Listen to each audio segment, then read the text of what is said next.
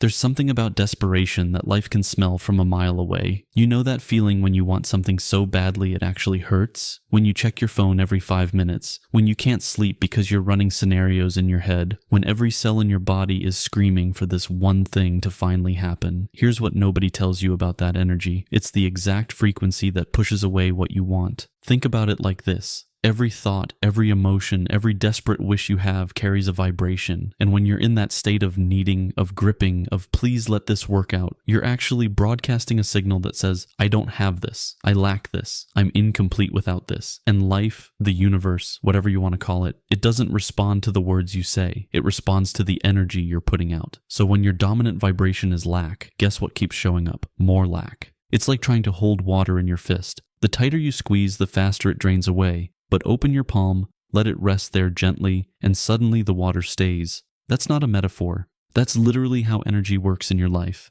Now here's where most people get tripped up. They think letting go means giving up, becoming passive, not caring anymore. But that's not it at all. Letting go isn't about shutting down your desire. It's about changing your relationship with it. It's the difference between I need this to be happy and I'm already whole, and this would be beautiful. Can you feel how different those two energies are? One is contracted, tight, desperate. The other is open, trusting, magnetic. When you're desperate for a relationship, you can feel it in your body, right? Your chest gets tight, your stomach churns. You're constantly checking if they texted back, reading into every little thing, trying to control the outcome. And weirdly, that's when people pull away. But think about the times when you were just living your life, content with yourself, not chasing anyone. Suddenly people were drawn to you. That's not coincidence. That's energy. Your body knows this truth even when your mind doesn't. Desperation lives in your solar plexus as a knot of control and fear. It blocks your heart chakra because you're loving conditionally. If this works out, then I'll be okay. It closes your throat because you can't speak your truth when you're busy performing for an outcome. These aren't just spiritual concepts. These are real energetic blocks that you can actually feel in your physical body. And here's what happens when energy gets blocked. Nothing can flow to you. It's like damming up a river. The water that's supposed to reach you gets stuck upstream because you're literally blocking it with your own tension. Every time you obsess about money, you create anxiety. And anxiety is a low vibration that repels abundance. Every time you stalk your ex's social media, you keep yourself energetically tied to the past instead of open to the future. Every time you grip tighter, you create more resistance.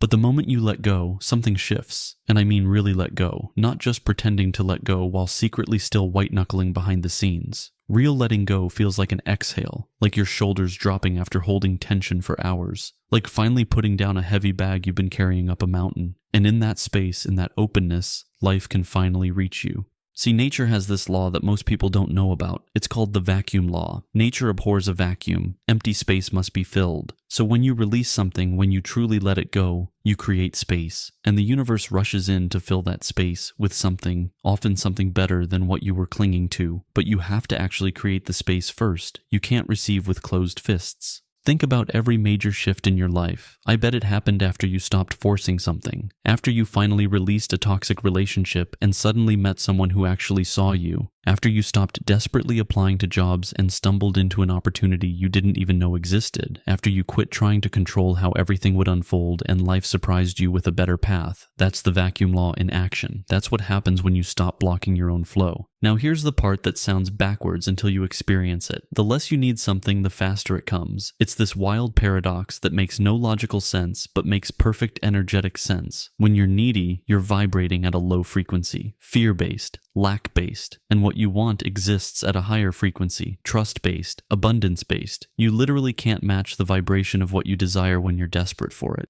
But when you let go, when you move into trust, your frequency rises, and suddenly you're a match for what you want. It's like finally tuning your radio to the right station. The signal was always there. You were just too staticky with fear to pick it up clearly. The moment you calm down, get clear, trust the process, boom, you're on the right frequency and things start landing. I know what you're thinking, but if I let go, won't I lose my chance? Won't everything fall apart if I stop trying so hard? And that's the fear talking. That's the illusion of control whispering in your ear. Here's the truth that might shake you. You were never in control anyway. All that planning, all that micromanaging, all that anxiety, it was only ever giving you the feeling of control, not actual control. Real power isn't in gripping tighter. Real power is in trusting the flow. Life has an intelligence so much deeper than your overthinking mind. It's weaving together possibilities, timing, people, opportunities in ways you can't even see from where you're standing. Your job isn't to orchestrate every detail. Your job is to show up fully, take inspired action, and then get out of the way long enough for life to work its magic. When you're constantly trying to force outcomes, you're like someone standing in front of a door pulling with all your might when it clearly says push. You're working against the natural flow. And here's what happens when you finally stop fighting. You start moving with life instead of against it. You become like water flowing around rocks instead of a battering ram trying to break through walls. And weirdly, water gets where it's going faster and easier than the battering ram.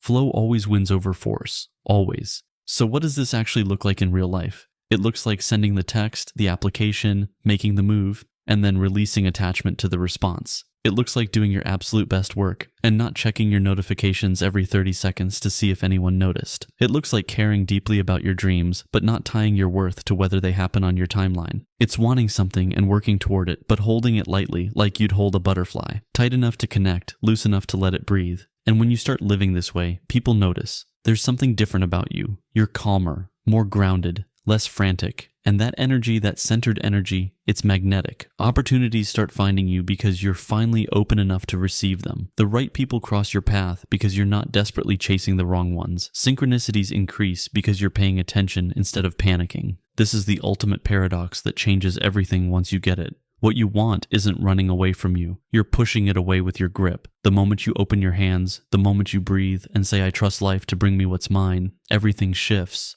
Not because you're doing more, because you're allowing more, you're creating space, you're matching the frequency, you're finally getting out of your own way. And here's the beautiful part. You don't have to have it all figured out. You don't have to know exactly when or how things will unfold. You just have to trust that they will. Trust that life isn't punishing you with delays. It's preparing you, protecting you, perfecting the timing. Trust that what's meant for you won't miss you. Trust that your only job is to be ready, be open, and be the person who can receive it when it arrives. So if you're exhausted from chasing, if you're tired of the tightness in your chest every time you think about what you want, if you're ready to try a completely different approach, here it is. Let go. Not of the dream, not of the desire, but of the stranglehold you have on how and when it must happen. Release the death grip. Open your palms. Trust the timing. Trust the process. Trust that life is not your enemy, but your partner in this dance. Because the moment you do, the moment you truly surrender the need to control every outcome, that's when you'll notice it. Things start moving. Doors start opening.